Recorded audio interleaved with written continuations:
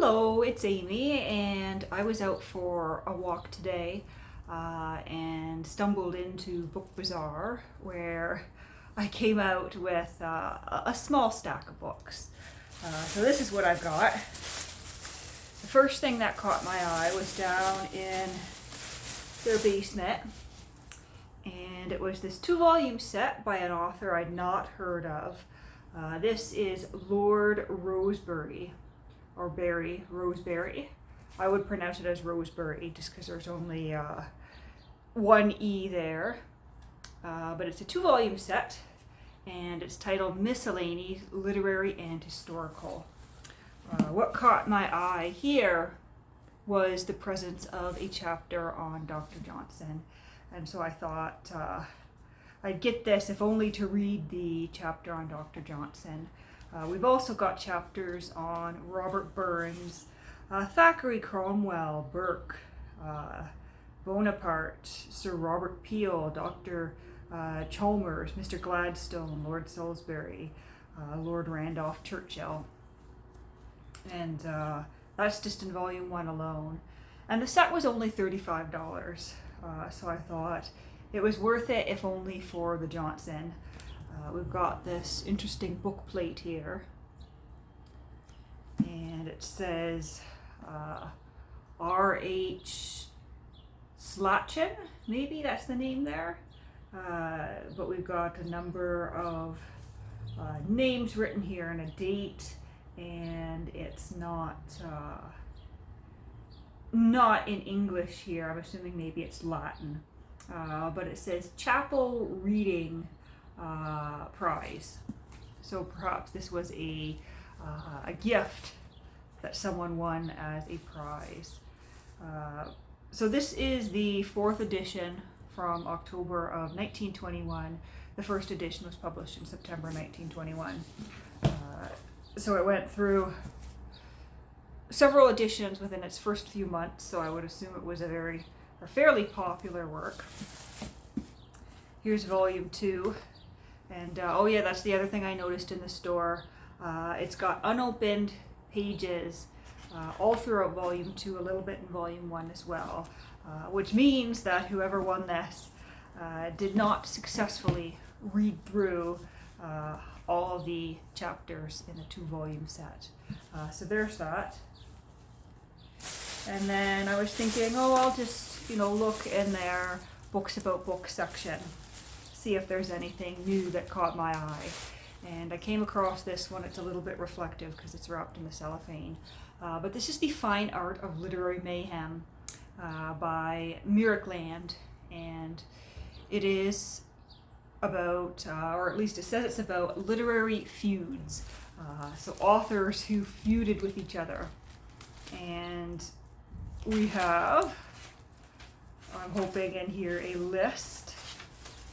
I did see that Dr. Johnson, unintentional comment theme here, Dr. Johnson is listed here. So we've got, Dr. Johnson battles a lord and some commoners. Pope confers immortality upon Mr. Cibber. And Thackeray and Dickens become embroiled. I didn't know they had a feud. Wells and James Reach, an impasse. Mr. Jones protects the British Empire. And so on and so forth. Let's see.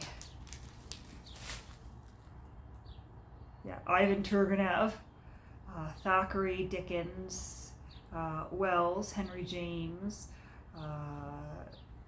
Mr. Shaw, I'm assuming that would be Bernard Shaw, D.H. Lawrence, Mr. Walpole, Mr. Mom, Hemingway, Devoto, Sinclair Lewis, and Norman Mailer.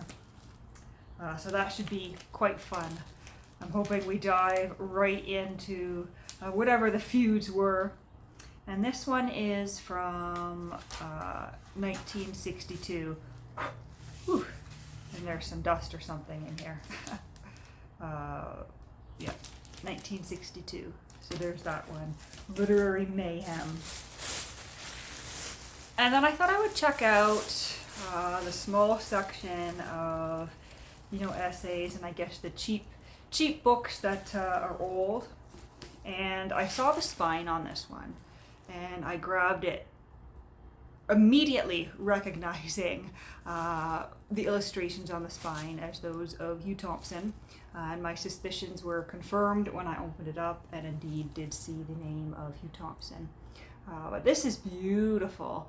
It's a little bit damaged on the top there and on the back, but I thought, I can't pass up a Hugh Thompson illustrated edition. We've got someone's book plate in here from 1953. This is The Vicar of Wakefield, of course, by Oliver Goldsmith. There's the title page. You've got some foxing here. But Hugh Thompson, illustrated by Hugh Thompson. And I just love the illustrations of Hugh Thompson. I've got some of his illustrated Jan Berries and one of his books by James Allen. And so there is his signature there and a note on the illustrations. As a slight acknowledgement of many kindness, these illustrations are cordially inscribed to Austin Dobson. And there's one of his for the preface. Let's see. There's some really good ones in here as I was flipping through the store. Goldsmith's Chair and Cane. And for the table of contents,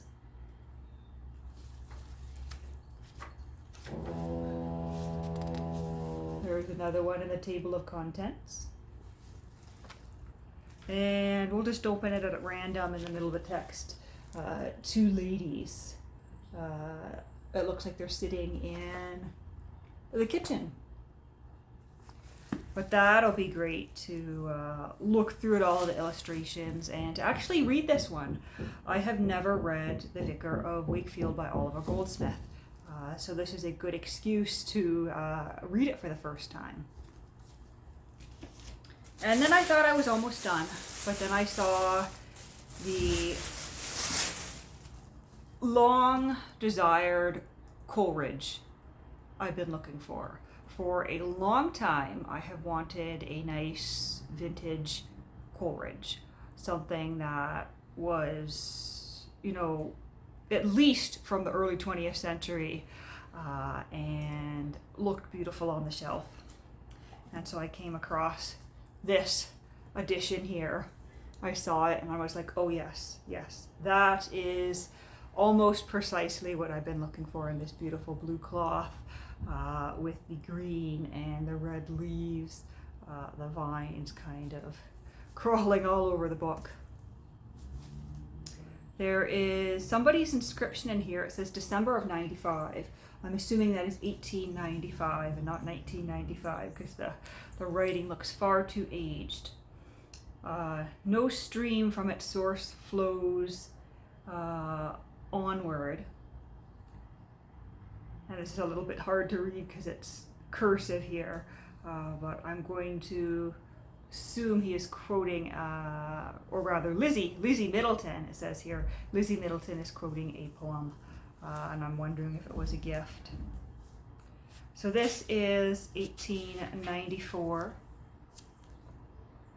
S.T. Coleridge. Morrison and Gibb printers in Edinburgh, and our table of contents, lasting a couple of pages here. And we begin with a section called Life and Writings of Coleridge. And so that'll be fun to get into. And I'm just noticing there's all sorts of writing in this. I didn't notice that in the store. But somebody has filled this with all sorts of marginalia, which makes me wonder if they were using it for a course at some point, or if they were just a big fan of Coleridge.